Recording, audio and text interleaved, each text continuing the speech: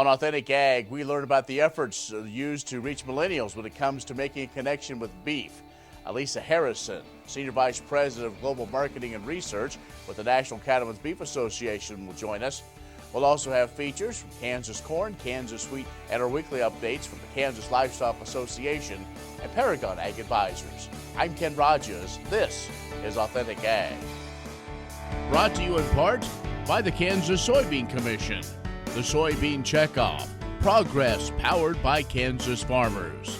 Kansas Farm Bureau, a grassroots ag organization representing the state's farm and ranch families since 1919, kfb.org. And the Kansas Wheat Commission, lending in the adoption of profitable innovations from wheat, online at kswheat.com.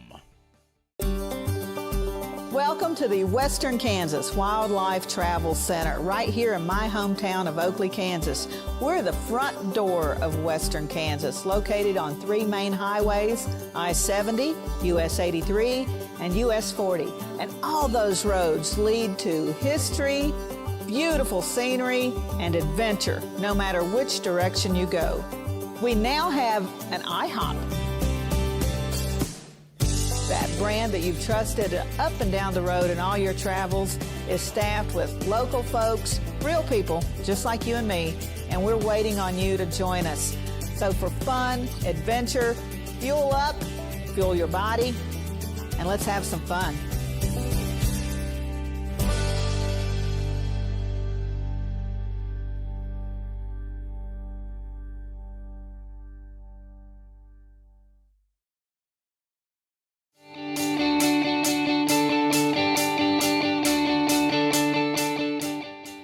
In agricultural news from agview.net, the National Council of Farmer Cooperatives is optimistic that Internal Revenue officials will adjust the Section 199A tax break thanks to testimony from the Treasury Secretary.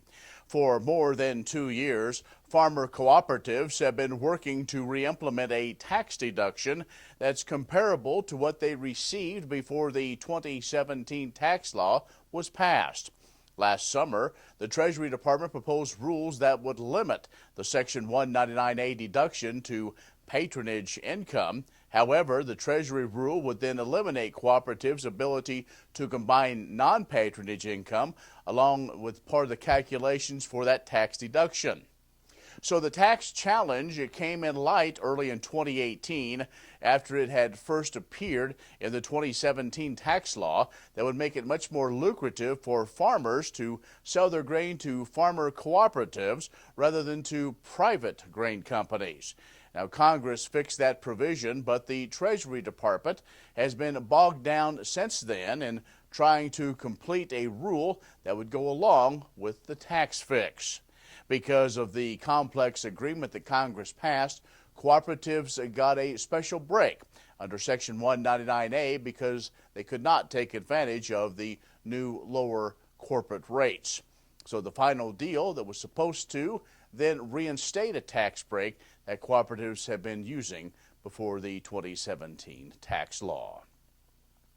Well, SY Monument is the top winter wheat planted variety in Kansas. It has seen a gradual increase in overall share in the state since 2015. It accounted for 9.7% of the state's 2020 planted acres. Zenda, which was new to the top 10 last year, the second most popular variety, 6.4%. Westbred Grainfield ranked third, 5.3%. The fourth most popular variety, Winterhawk, at 3.9%. Acres planted to Everest continues to decline, but remained in fifth place at 2.9%. Now, the area planted with blended varieties not included in the rankings by variety, but those blends accounted for 11.1% of the state's planted acreage, and that's down from 13.6% last year. Hard white varieties accounted for 4.2% of the state's acres, up from 3.7% a year ago. Joe, the leading hard white variety at 2.3%. The Wheat Variety Project is funded by the Kansas Wheat Commission. And the Agricultural and Food and Policy Center at Texas A&M recently released a study highlighting the impact of those market facilitation program payments. When reviewing the impact of MFP 1 and 2, A&M discovered that the number of representative farms facing significant threat of a shortfall was reduced by over 30%. Furthermore, the payments made by MFP projected at $16.4 million of net worth over the 2018-20 study time period. The study also addressed claims of bias against MFP 2.0. The study finds the payments that made under MFP 1 and 2 had greater than a $41 billion positive impact on the broader rural economy. For more on these and other stories, go to agview.net. Stay with us. We have more coming up. Grain sorghum is one of the most important cereal crops worldwide, and Kansas leads the nation in its production. Over the years, sorghum has been either exported, used in animal feed domestically, or for other industrial uses. Recently, its use in the ethanol market has seen tremendous growth, with 30% of domestic sorghum typically going to ethanol production. Kansas Grain Sorghum is committed to sorghum research, market development, and education. Learn more at ksgrainsorghum.org.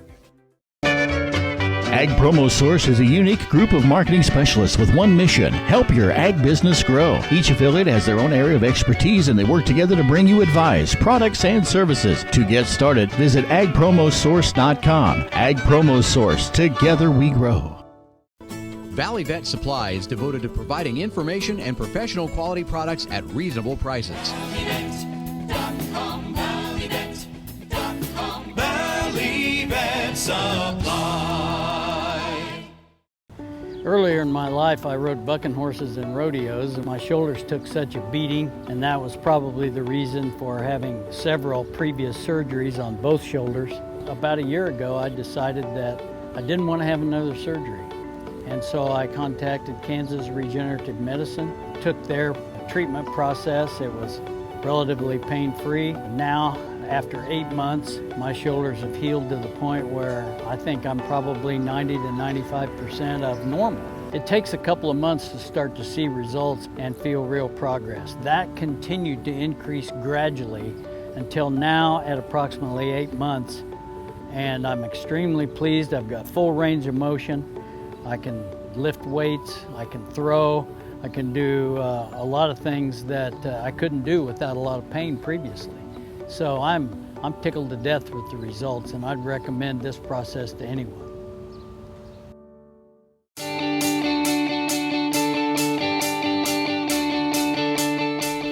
Joining us now is Alisa Harrison, who is Senior Vice President for Global Marketing and Research for the National Academies Beef Association. And we've talked with Alisa over the years, and so it's kind of an update, but also kind of talk about what's in your world. And you do a lot of research focus and analysis of what's going on. And one of those things we're kind of lead off talking about is it seems like over the last few months now, a couple of years, everybody wants to be a protein, and so of course we think of maybe beef, pork, and then whatever's left, but now we've got all different shapes and sizes, literally. Exactly. Yeah, I think that when you look at it took the food industry years to convince the nutrition and the doctors. The nutrition communicators and the doctors out there, the importance of protein in the diet. And because, there was a time when maybe protein wasn't recognized as such an important part.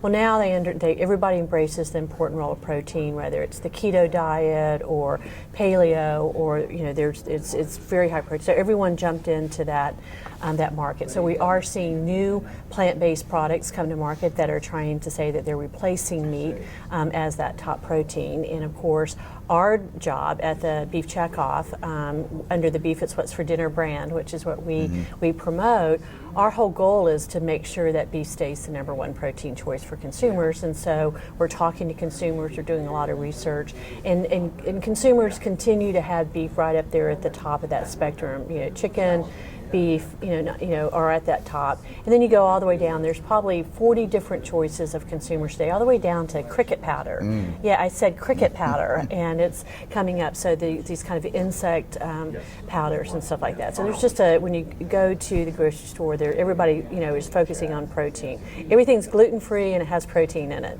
today. But when you look at really what consumers are buying, they still have a love affair with beef. Beef demand is high. We're selling more beef today than we have since 2012 at a higher price. So that demand is there and the consumers still love it. And even though there's more choices for consumers today, consumers are eating about the same amount of beef today than they were. Actually, they're eating more beef today than they were 5 years ago.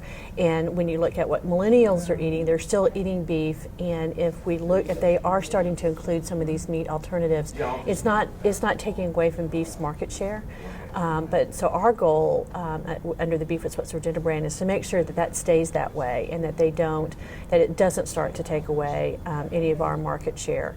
I think it's kind of 0.05% of these meat alternatives are in the marketplace today, and the rest is beef. So very small, but it's getting a lot of attention, a lot of discussion. What it has done is raised issues about how we produce food in this country, and particularly beef. Consumers, particularly millennials, have questions about how beef is produced. And so under the Beef Is What's for Dinner brand, we've launched several programs over the last couple of years to do just that, be transparent and have the information available when they want it, how they want it, and in what form they want it. I want to talk about that in just a little bit. So Alisa Harrison, NCBA, Beef It's What's for Dinner, joining us. Let's take a quick break. Be back with more in just a moment. What if U.S. soybean meal were more than a commodity? If seed companies and the soybean checkoff built a better variety? That future is here. The time is now. To meet end-user demands, the soybean checkoff is investing in the compositional quality of soybeans, including meal. A message from the Kansas Soybean Commission, the Soybean Checkoff. Progress powered by Kansas farmers. Sure Crop Fertilizers was started by my father, Don Sherman, and my mother, Shirley Sherman. Family business that started in the 80s. We predominantly focus on plant nutrients and what we can do to give growers better responses with the fertilizer dollars that they do, and what we can do to make those things work better for the grower. We're based out of Seneca, Kansas. We work with growers in their soil analysis to figure out what they need, and then we can put those in a blend that gives them the best results, and so that we can deliver that direct to their farm so that they have those nutrients where they need them, when they need them, and so that they can apply them in a manner that's very efficient to them and works well in their planting systems and what they're doing. Sure Crop Fertilizers has been around for a long time. We always say we're big enough to take care of everything you need, but we're small enough to do it quickly. You can get a hold of us at 1-800-635-4743. Our website is surecropfertilizers.com, and you can always email me at Corey@surecropfertilizers.com, and with any questions you have, we'll be glad to answer it and work with you.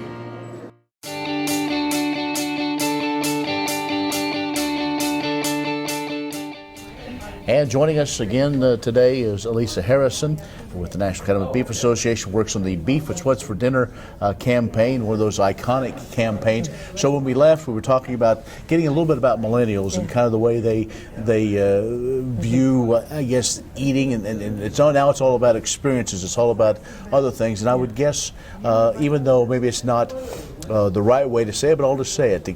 The idea is to keep beef at the center of the plate. I know it's not politically correct maybe anymore, but making sure that as they have those experiences, beef is there more than maybe the others. Sure. Our goal at under the Beef It's What's for Dinner brand is to make sure that beef remains the top protein choice for consumers, including that millennial. And consumers and millennials alike love beef, and they do include it as their one of their top choices for protein. And when we look at the strength of that brand of Beef It's What's for Dinner, it's very, very strong. It's been around for over 25 years, has a lot of equity. The beef industry is invested in it, and it resonates with the consumer today, just like it did 25 years ago. And so we've been trying to take that brand and associate it with all the questions that consumers have today. And they do want to know how their beef is produced. And what the good news is, we've got that information, and we've launched it through some of our campaigns. We just launched our Beef Quality Assurance campaign earlier this year. Have been out there just telling them about our beef quality assurance, and they've responded very, very well to that. people are buying groceries or foodstuffs differently than they were maybe when you and I were growing up. Sure, they are, and a lot of they're either buying it already prepared, they're buying it in the meal kits, whether at the retail or having it delivered to their home.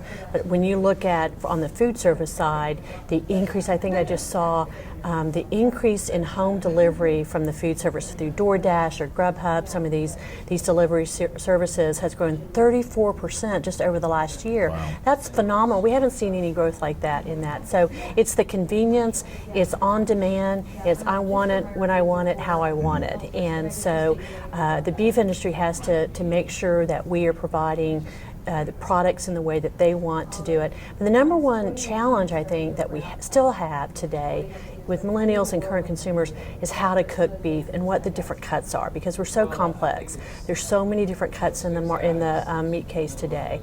So what we've launched, especially for the millennials, they're very into their smartphones, they're using digital assistants. So earlier this year we launched Chuck Knows Beef, which is a digital assistant on Google Home and Alexa, so they can either text a question, they can either use a voice, or they can ask their Alexa or their home smart speaker and ask them, Chuck, how do I cook ground beef, or what's a recipe for tri-tip, to help them with the information that they have an information void on. And Chuck can also tell them how it's produced. They can tell them what the nutritional value is. They can talk about the sustainability story. So we're trying to make it an interactive engagement with consumers today. Okay. Alisa Harrison with NCBA has joined us. Beef is what's for dinner. Stay with us, more in a moment. Trust and leadership are critical to success at Kansas Regenerative Medicine Center in Manhattan. Just ask Coach Bill Snyder. People of the Regenerative Center do care about others. I've been highly impressed with those people that have that vested interest and try to help people become better. The center really is a wonderful thing here in Manhattan, first of its kind, and we're on the cutting edge of what lies ahead. Find out more about the trusted leader in stem cell therapy at kansasrmc.com. Kansas Regenerative Medicine Center. Your stem cells, your health, your life. Premier Farm and Home has what you need to make your lawn the best in the neighborhood. Hi, I'm Ken. We choose Premier Farm and Home for the professional look that we do ourselves. Feel free to stop in. You can also visit our website at heycow.com.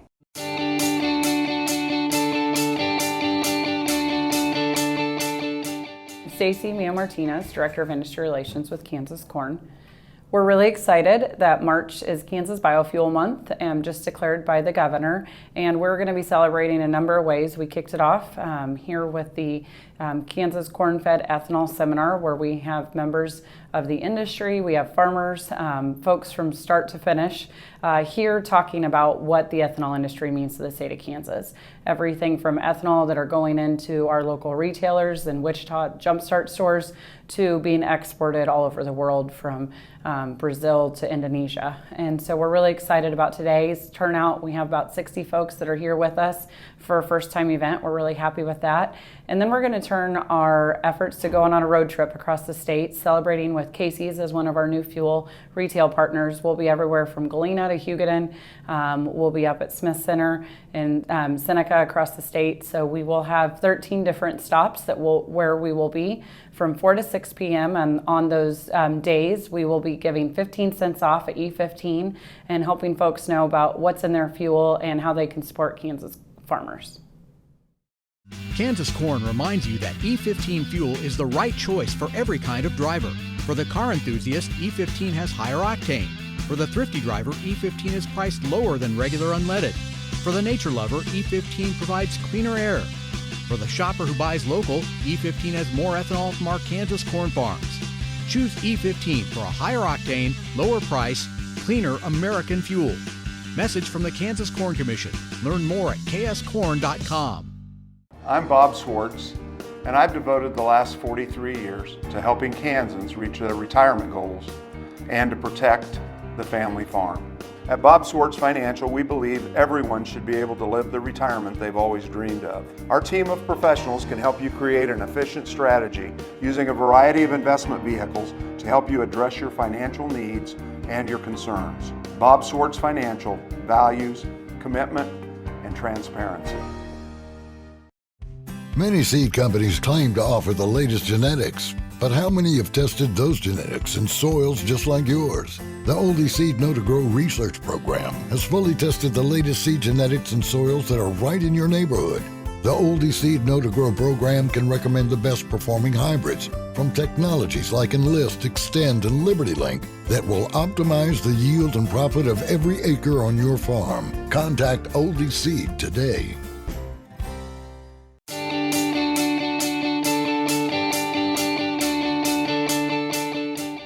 The National Association of Wheat Growers annual wheat yield contest is now open until May 15th, with early registration ending on April 1st for the 2 winter wheat categories. The National Association of Wheat Growers yield contest allows for farmers to learn about other wheat management methods. This year's winners will be recognized at the 2021 Commodity Classic.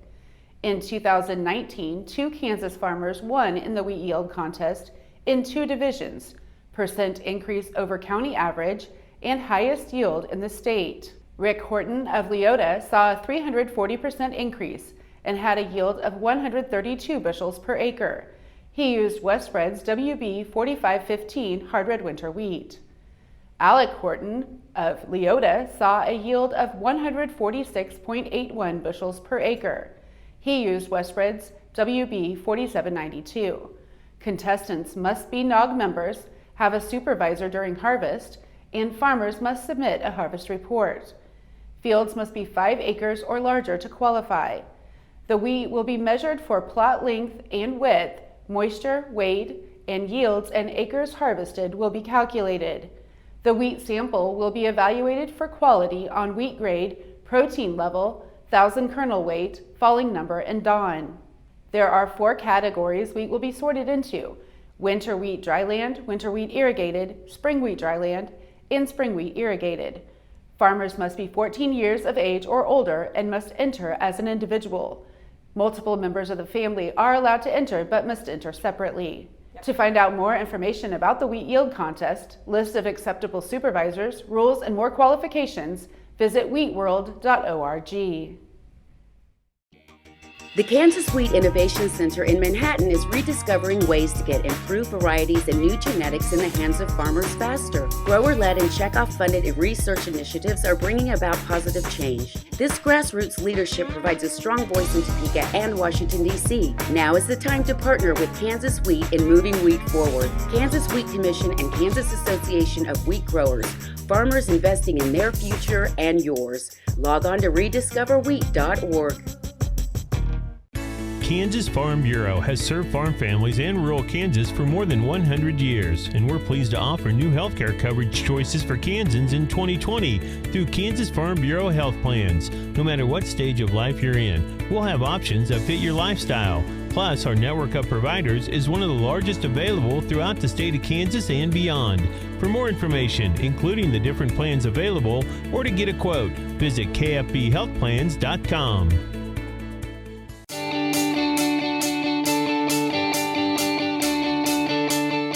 Researchers at the Kansas State University College of Veterinary Medicine, in collaboration with Iowa State University, have developed a new vaccine delivery platform to produce long-lasting protection against anaplasmosis infections. Anaplasmosis, caused by the blood-borne parasite Anaplasma marginale, is the most prevalent tick-transmitted disease of cattle worldwide and causes significant disease loss to beef producers in Kansas and across the U.S. The single-dose vaccine, which is administered in the back of the ear, has been shown to protect against clinical anaplasmosis for up to 2 years and potentially could help make controlling the disease more accessible and convenient to livestock producers. According to K-State researchers, the concept of providing cattle with a single vaccine implant that could potentially provide lifelong protection against an economically devastating disease, such as bovine anaplasmosis, could revolutionize livestock production. Iowa State University currently holds a patent for the single-dose vaccine implant platform, and the K-State and Manhattan Innovation Center is exploring a partnership with the university to further develop this technology. The first step to a commercially available product would include finding a commercial partner to seek approval from USDA. Valley Vet Supply is devoted to providing information and professional quality products at reasonable prices.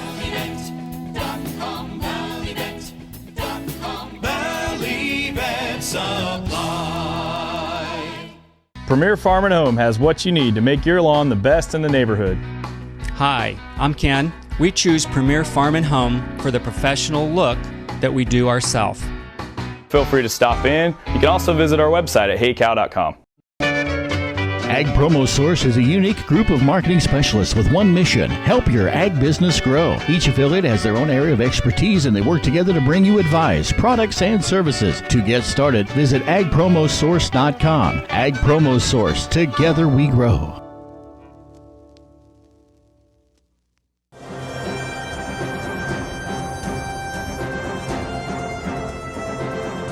Hey guys, Colette with Paragon Ag Advisors. This week has most definitely been grabbing people's attention as fear seems to be creeping up all around the world and markets are reacting strongly. Earlier this week, we saw cattle markets go limit down and limit up on back-to-back days, only to go lower again. Soybeans took a significant hit on Monday, but recovered a little bit on Tuesday with the USDA's release of the WASDE.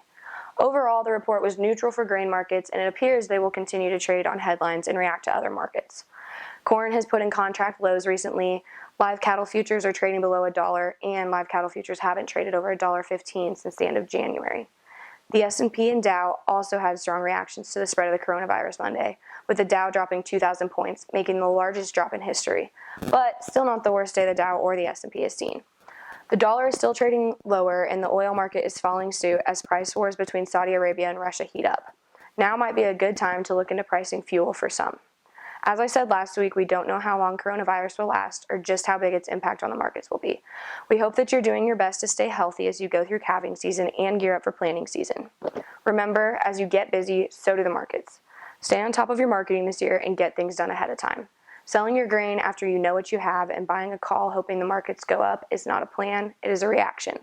Visit myagadvisor.com or call 888-452-8751 to see if we can help you improve your marketing. I'm Colette at Paragon, and I hope you have a good day. Well, thank you for joining us for Authentic Ag. If you have questions or comments, even some suggestions, email me, Ken Rahjes at gmail.com. We look forward to being with you next time on Authentic Ag.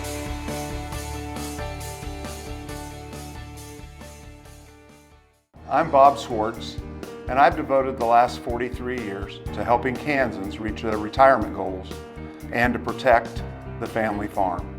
At Bob Swartz Financial, we believe everyone should be able to live the retirement they've always dreamed of. Our team of professionals can help you create an efficient strategy using a variety of investment vehicles to help you address your financial needs and your concerns. Bob Swartz Financial values commitment and transparency.